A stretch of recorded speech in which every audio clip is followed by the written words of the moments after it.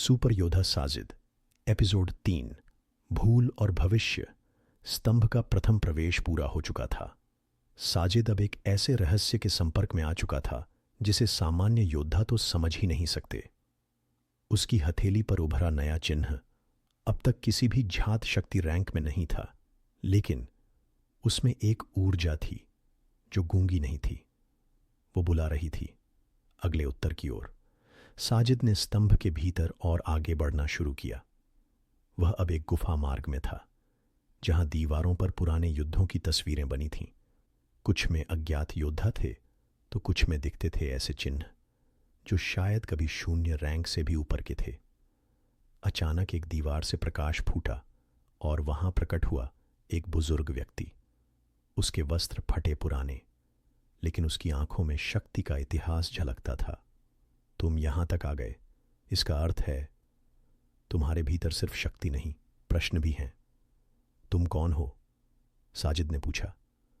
मुझे अब कोई नाम नहीं पुकारता, पर मैं वो हूं जिसने ग्रैंड मास्टर रैंक पर पहुंचकर शक्ति स्तंभ के पार झांका था और फिर लौट आया। क्यों? साजिद ने पूछा। क्योंकि जितनी ऊंचाई बढ़ती है उतनी ही गहराई में गिरने का डर पैदा होता है, और रैंक से भी बड़ा होता है स्मृति का बोझ। उस बुजुर्ग ने साजिद को एक प्रतीक दिखाया जो चैंपियन रैंक से भी परे था। क्या तुम जानते हो, हर रैंक के पीछे एक योद्धा मरा है। हर रैंक एक शपथ है और हर शपथ एक बलिदान। शक्ति किसी वर्गीकरण का नाम नहीं, ये एक यात्रा है अपने आप से मिलने की। साजिद चुप रहा। उसने सिर झुका लिया और फिर पूछा, क्या मैं वो सब जान सकता हूं जो छुपाया गया है? बुजुर्ग मुस्कुराया। तुम जान सकोगे, पर हर उत्तर के साथ आएगा एक और प्रश्न। और कुछ उत्तर तुम्हारे लिए नहीं, तुम्हारे शत्रुओं के लिए हैं। अचानक गुफा हिल उठी, दीवारें फटने लगीं और एक साया प्रकट हुआ। काले धुएं से बना एक आकृति। वो जाग चुका है, बुजुर्ग ने कांपते स्वर में कहा। शक्ति स्तंभ का भुला हुआ प्रहरी। ये कौन है?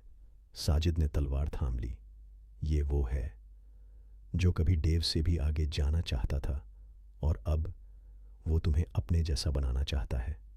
साया बोल उठा। साजिद, तुम में वही चिन्ह है जो मुझ में था। मेरी शक्ति को अपनाओ और बन जाओ स्तंभ के अंधकार का उत्तराधिकारी। साजिद ने आंखें भींची। मैं अंधकार नहीं, सच्चाई का रक्षक बनना चाहता हूं। तुम जो भी हो, मैं तुम्हारी राह पर नहीं चलूंगा। साया चीखा और पूरे कक्ष में एक विस्फोट सा हुआ। गुफा उजाले में बदल गई और साजिद बाहर फेंका गया, लेकिन उसकी हथेली पर अब एक और रेखा जुड़ चुकी थी। शायद ये अगली रैंक की दस्तक है, उसने धीरे से कहा। शून्य तल, जहां साजिद पहुंचेगा एक ऐसे आयाम में जहां न शत्रु होते हैं न साथी, सिर्फ वो स्मृतियां जिन्हें वो हमेशा भूल जाना चाहता था। जहां न वक्त है न दिशा, सिर्फ वो जो भीतर छुपा है। सोलर बैरियर के नीचे फेंका गया साजिद अब एक ऐसे स्थान पर था जहां कोई दिशा नहीं थी, न ऊपर न नीचे, न अंधेरा न उजाला, सिर्फ एक गूंजती शांति जो डरावनी थी। यह जगह मेरी चेतना के अंदर है? साजिद ने धीरे से पूछा। उसकी आंखों के सामने एक धुंधली आकृति बनी जो हूबहू उसी जैसी दिखती थी। तू फिर मुझसे भागा नहीं, वह आकृति बोली। तेरी सबसे बड़ी परीक्षा मैं हूं, तू खुद से कैसे जीतेगा? यह शून्य तल था, शक्ति स्तंभ के भीतर छिपा वो रहस्यमयी क्षेत्र जो सिर्फ उन्हीं को दिखता है जो अपने अस्तित्व के सत्य से टकराने को तैयार होते हैं। तू जानना चाहता है ना कि क्यों तू नॉविस में गिरा, क्यों तुझसे शक्ति छीन ली गई? तो सुन, तू खुद ही जिम्मेदार है। साजिद स्तब्ध रह गया। मेरा क्या कसूर था? तेरी अहंकार, छाया बोली। तू भूल गया था कि शक्ति सेवा के लिए है, दिखावे के लिए नहीं। जब तू चैंपियन रैंक पर था, तेरे अंदर करुणा की जगह घमंड ने ले ली थी। साजिद की आंखें भीग गईं। मैंने सच में वो सब खो दिया जिसके लिए मैंने शुरुआत की थी। नहीं, छाया बोली। तेरे भीतर अभी भी वो चिंगारी है, पर उसे फिर से जगाना होगा, सच्चाई से गुजर कर। तभी चारों ओर से अतीत की यादें उमड़ पड़ीं। माँ की मुस्कान, पिता का बलिदान, वो पहला युद्ध जिसमें उसने हार नहीं मानी थी, और वो मासूम लड़का जो सिर्फ अच्छा इंसान बनना चाहता था। साजिद की मुट्ठियाँ कस गईं। मैं दोबारा वही बनना चाहता हूँ जो शक्ति से पहले इंसान था। उसके शरीर से एक तेज रोशनी निकली। शून्य तल हिल उठा। छाया पीछे हटी और मुस्कुराकर बोली, अब तू तैयार है अपने अगले रैंक के लिए। साजिद के भीतर शक्ति की एक नई धड़कन शुरू हुई। एलीट रैंक की पहली सीढ़ी पर अब उसका पहला कदम था। लेकिन यह सिर्फ शुरुआत थी, क्योंकि अब वो प्रवेश करने वाला था शक्ति स्तंभ के दूसरे तल में। नीली वेदना, साजिद की अगली परीक्षा, जहां वह एक योद्धा से नहीं, किसी की याद से लड़ेगा। नीली वेदना, ब्लू ग्रीफ। कभी कभी सबसे बड़ा युद्ध बीते कल से होता है।